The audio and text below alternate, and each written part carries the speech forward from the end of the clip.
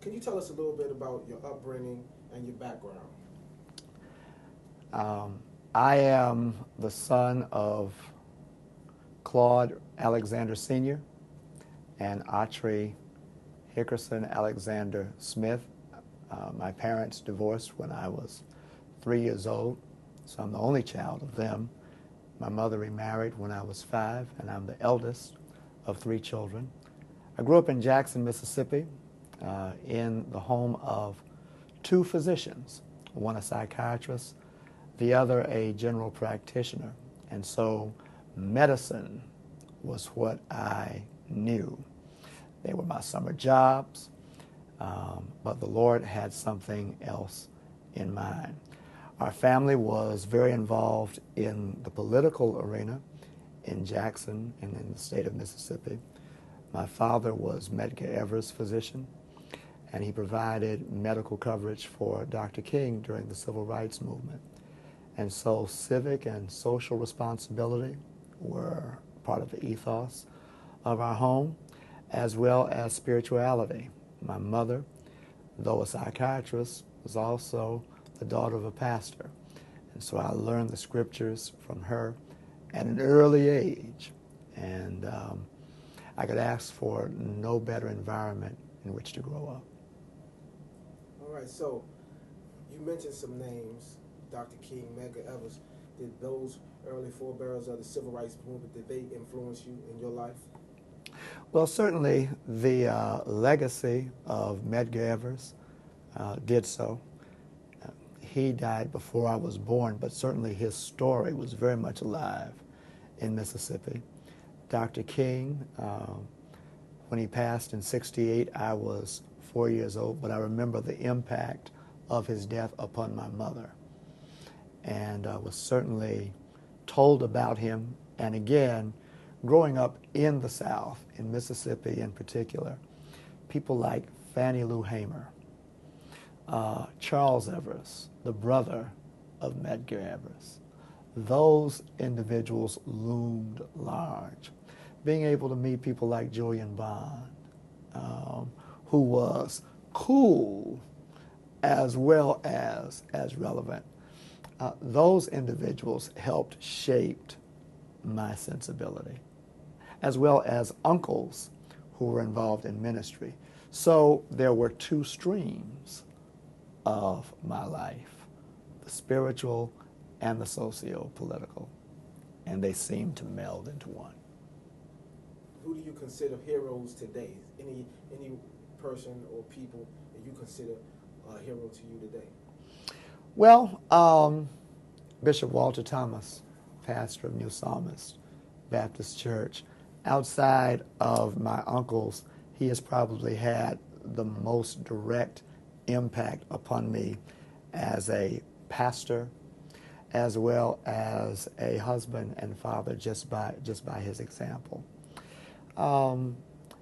Individuals who would probably be lesser celebrated, but even more important. Benjamin Elijah Mays, the president of Morehouse College. I had a high school coach, William Avalon, who taught me to love literature and the value of language and what it meant to be a literate man. Those individuals immediately come to mind. At what point in your life did it become apparent that ministry was your calling? It began as early as the 7th grade with an inkling. But again, medicine was to be my route. I mean, I was shooting x-rays in the 8th grade. And so, but this growing awareness gained weight and it gained volume, so that by the end of my junior year in high school, I knew that while I could do many other things, ministry was what the Lord had for me. Talking to some of your congregation, they talked about how your message is inclusive. And I just want you to speak to that point and about the makeup of your congregation and the souls that you reach. Well, our church has a great mix of young and old, urban and suburban, white collar, blue collar, no collar at all. God has blessed us to do some very unique things and to bridge gaps. I think one of the things that is important for us to know is that Christ reached us where we were and then grew us. And that is where we must do. We must go to people where they are, meet them where they are, but never be content for them to stay where they are. And I think that has resonated with people. What do you see as challenges facing the African American community in Charlotte? Well, of course, the economy is hitting everybody. So that would be number one. Second to that, and not necessarily behind it, but running parallel, is education. Graduation rates, level of reading and math, scores and proficiency, individuals being socially promoted, but they don't necessarily have the skills that match those grades. That is crucial, because without education, you really can't go that far. And we're not just competing with Baltimore or Fort Washington or Atlanta. We are competing with Beijing and Bombay and Nairobi, okay? And the requisite skill sets that are needed to be competitive, we're behind. We're behind. Those are the two primary things. Now, if you layer that with a sense of apathy, okay, among some, and despair among others, where they either don't care or they don't see themselves succeeding, that breeds a ground for negative behavior, because most of us will find ourselves doing what we see ourselves successful at doing. And so if I don't see myself successful in education, but I do see myself successful in a hustle, that's exactly where I'm going to be, not knowing that that is a short-term way of life. So how do you characterize the performance of the city's current mayor, Anthony Fox? Anthony Fox has done a great job. He is bright, articulate, even-tempered, forward-thinking, progressive in mind. And during a time when the economy was dropping, okay, you needed someone with a steady hand, with an even temperament, and with a forward look. And that is what he has provided. And his relative youth has allowed him to connect with individuals up and down, and therefore offer some progressive things in the area of education as well as economic policy.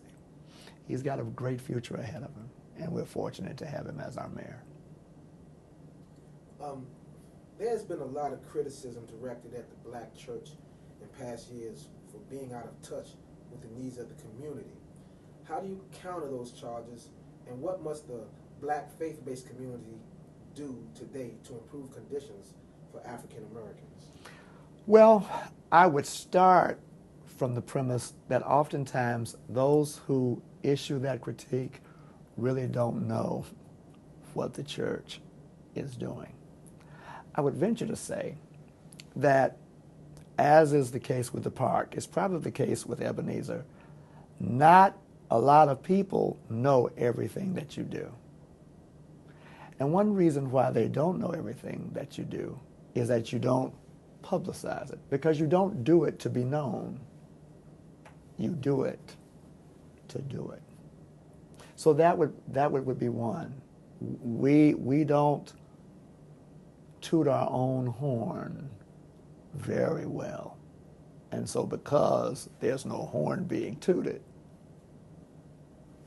the belief is nothing's going on, when a lot is going on. If you took the church out, if you think things are bad, now, they would be a whole lot worse. So the relevance of the church is not simply what it produces, it's also what it prevents. It's the suicides that it prevents. So that's number one. Now, number two, there is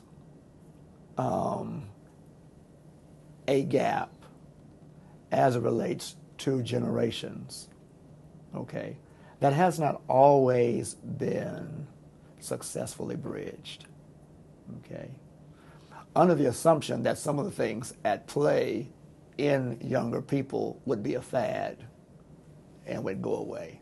So, for instance, hip-hop, all right, just believe that was a fad. Rap, that's a fad, it's going to go away. Well, it didn't go away. A whole culture, okay, developed, and it is sustainable. If I, as a clergy person, don't understand that, I can't relate. Jesus's effectiveness was in his ability to relate and use metaphors that people could easily understand. And so being able to understand the metaphors of the day, that's important for continued relevance. I think the third thing is this. The church cannot do what government can do. It's not built for that.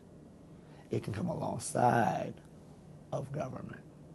And government should also be able to come alongside of the church in the meeting of the needs. So case in point, we provide emergency assistance, not just to our members, but to non-members. But we are not funded by anyone. There are agencies that are funded to do that. It stands to reason that they're going to be able to reach more people than we can. But we should not do what we can do. And it's just realizing that and being able to form some partnerships so you're able to have a greater impact upon the community. In one word, could you describe your feelings about the future for African Americans in this country?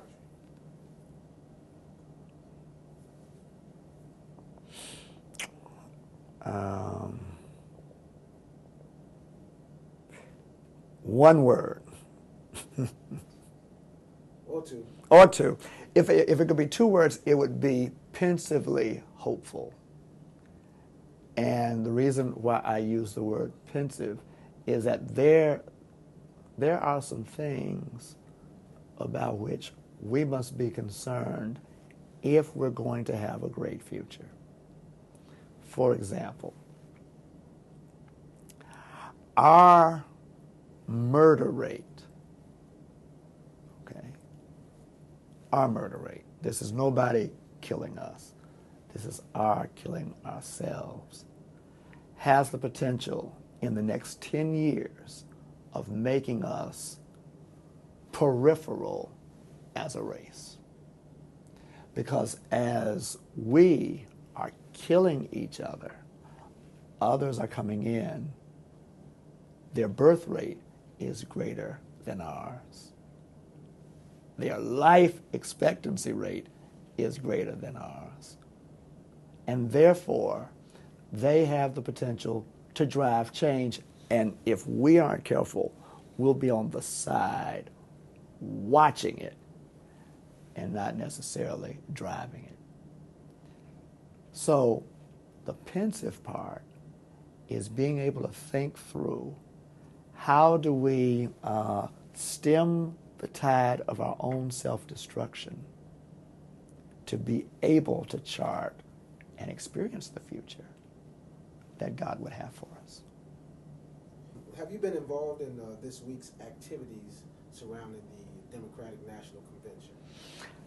I've had the opportunity to participate in a screening of Viola Davis's new movie, Won't Back Down. It's a story about education. It will probably be one of the more relevant films of the 2012-2013 season. It will debut theaters nationwide September 28th. So I was able to do that. Attended a reception that honored the Kennedy family and some local Charlotte Latins. And I've been able to attend a few caucus meetings here and there. So what does it mean? What does it say about Charlotte for the convention to come here, and what does that say about the South of the 21st century?